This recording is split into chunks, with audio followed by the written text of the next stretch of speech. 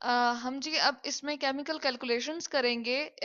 जो हमने फार्मूला पढ़ा था नंबर ऑफ मोल के हिसाब से, उसके हवाले से हम क्या कर सकते हैं जी, एक कैलकुलेशन कर सकते हैं मोल मास कैलकुलेशन, यानी कि अगर आपको मास गिवन हो और उसमें से नंबर ऑफ मोल्स निकालने हो तो वो हम कैलकुलेशन करेंगे जी यहाँ पर। और इसके साथ हम ये देख लेते हैं कि एक और कैलकुलेशंस करेंगे जो यहाँ पर नीचे मैंने लिखी है, मास मोल कैलकुलेशंस की। या आपको मोल गिवन हो और आपने उसमें से क्या निकालना हो जी, किसी भी सब्सटेंस का मास। तो सबसे पहले तो हम एक इसके लिए एग्जांपल ले लेते हैं कि हमें नॉन मास अगर किसी चीज का दिया हुआ है, जैसे हमें मेजर करके बता दिया कि ये नॉन मास है किसका। लेट सपोज सबसे पहले हम यहाँ पर कोल ले लेते हैं, कार्बन का एक ढेर दे दिया आपको, और यहाँ पर हम ले लेते हैं जी कोल। नोन मास ऑफ कोल अगर हम कहें, जिसको हम कार्बन भी कह सकते हैं, सी, चले मैंने इसका सिंबल ब्रैकेट में लिख दिया है, वो जी आपको गिवन है 24 ग्राम। ठीक है, ग्राम के लिए हम स्मॉल जी यहाँ पर मेंशन कर रहे हैं। उसके बाद हमें ये कहा है कि मोलर मास जो है वो आपको बता दिया है, और हमें मालूम भी है मोलर मास अगर हम कार्बन का कहें वो कितना होता है जी, मोलर मास ऑफ कोल या कार्बन का अगर हम कहें तो वो होता है जी 12 ग्राम। अब लेकिन मोलर मास है तो इसके लिए हमें क्या लेना पड़ेगा जी, 12 ग्राम पर मोल। जैसे कि हमने बताया था ये ग्राम में ही मास होगा, लेकिन क्या होगा, मोल के हिसाब से होगा। अब पूछा क्या है हमसे, नंबर ऑफ मोल फाइंड करें, तो हम यहाँ पर चलें लिख देते हैं नंबर ऑफ मोल्स। हमें नहीं पता नंबर ऑफ मोल्स, हमने क्या करना है जी, number of moles of carbon ही हमने फाइंड करने हैं। तो क्या होगा जी, यहाँ पर हम क्वेश्चन मार्क लगा देते हैं। ठीक है, अच्छा। अब क्या होगा जी, हम इसका फार्मूला लिख देते हैं, जैसे हमें नंबर ऑफ मोल का फार्मूला हमने पीछे भी पढ़ा था।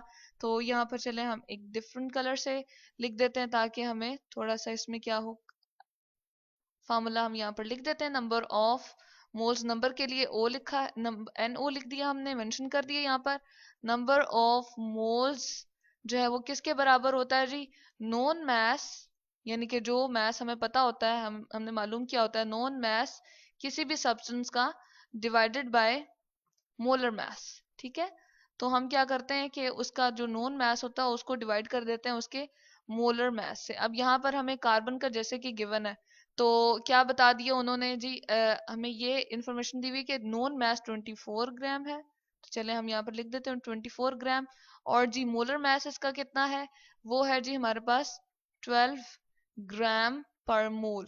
ठीक है, अच्छा। अब जब हम इसकी कैंसिलिंग करेंगे तो 12 के टेबल से ही हम इसको क्या कर सकते हैं, काट सकते हैं। और कितना आ जाएगा जी, 12 टू जार 24 होता है, तो यहाँ पर हमारे पास क्या होगा, ग्राम भी ग्राम से कैंसिल हो जाएगा, और ये पर मोल जो है ऊपर जब जाएगा, यहाँ पर हम जब लिखेंगे तो ये हो जाएगा जी मोल।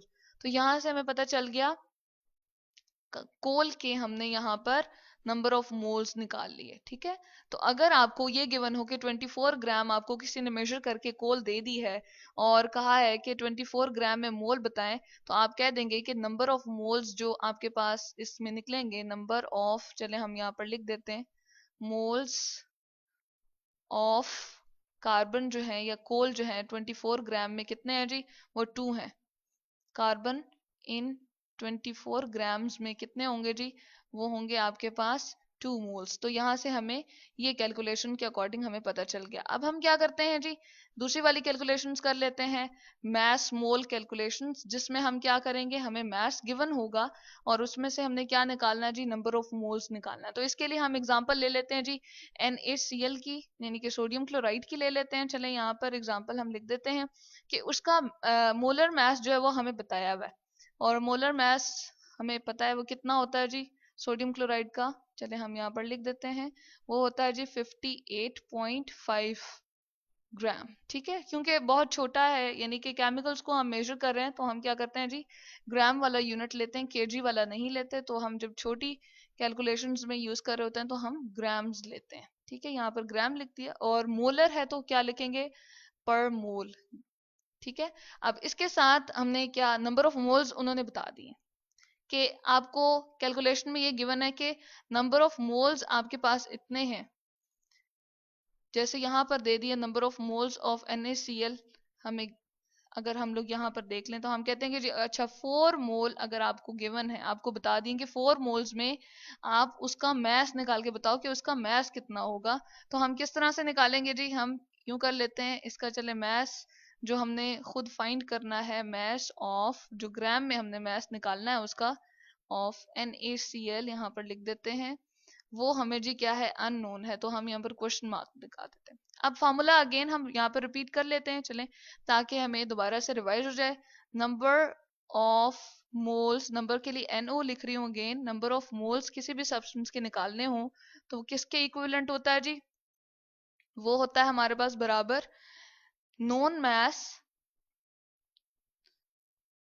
ठीक है, जो हमें मालूम होता है ग्राम में, जो हम फाइंड कर सकते हैं। चलिए हम इसको ब्रैकेट में लिख लेते हैं, इन ग्राम, जी में हम सिर्फ लेते हैं, ठीक है। और नीचे हमारे पास क्या आ जाएगा जी, मोलर मैस आ जाएगा, जो हम लेते हैं किस में मेजर करते हैं जी, होता तो वो ग्राम ही है लेकिन पर मोल आ जाएगा उसका, क्योंकि मोल के हिसाब से हम उसको देख रहे होते हैं। तो ये आपके पास आ गया molar mass, non mess divided by molar mass. अब इसमें से हमने निकालना क्या है, हमारी जो इंटरेस्ट की चीज है वो क्या है जी, वो हम कह रहे हैं हमने ये मैस निकालना है क्योंकि ये अननोन है, तो हम ये फाइंड करना चाह रहे हैं, ठीक है। तो इसको यहीं पर रखेंगे और ये चीज इधर चली जाएगी और क्या हो जाएगी, इधर मल्टीप्लाई हो जाएगी, यानी कि मोलर मैस क्रॉस मल्टीप्लिकेशन के रूल के अकॉर्डिंग जब हम मैथ्स में करते हैं तो हम क्या कर लेंगे, इसको इससे मल्टीप्लाई कर लेंगे। तो मैस ऑफ,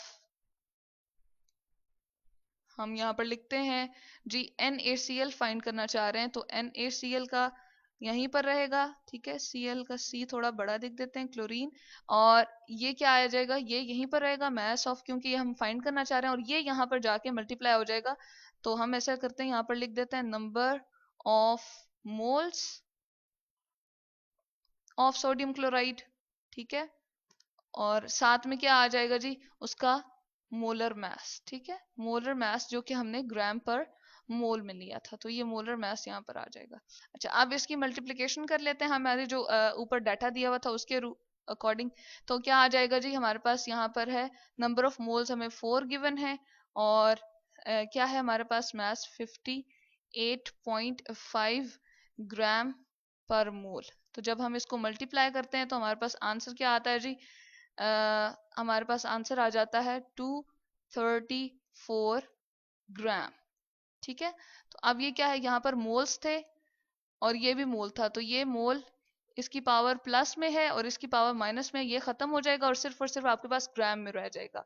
और ये क्या हमने निकाल दिया जी, मैस, जो हमें मालूम होना चाहिए था, जो हम ग्राम में नमक का या आपके सॉल्ट का हम मेजर कर सकते हैं, वो हमें यहाँ से फाइंड हो गया। तो ये कुछ कैलकुलेशंस थी जिसमें हम क्या कर सकते हैं जी, मोल से मैस निकाल सकते हैं, यानी कि अगर आपको नंबर ऑफ मोल गिवन हो तो आप उसमें से मैस निकाल सकते हैं। और इसी तरह से अगर आपके पास ये गिवन हो, मैस बताया हुआ हो किसी चीज का, तो हम उसमें से जी उसके नंबर ऑफ मोल्स को कैलकुलेट कर सकते हैं। तो ये थी हमारे पास केमिकल कैलकुलेशंस मोल मैस और मैस मोल की।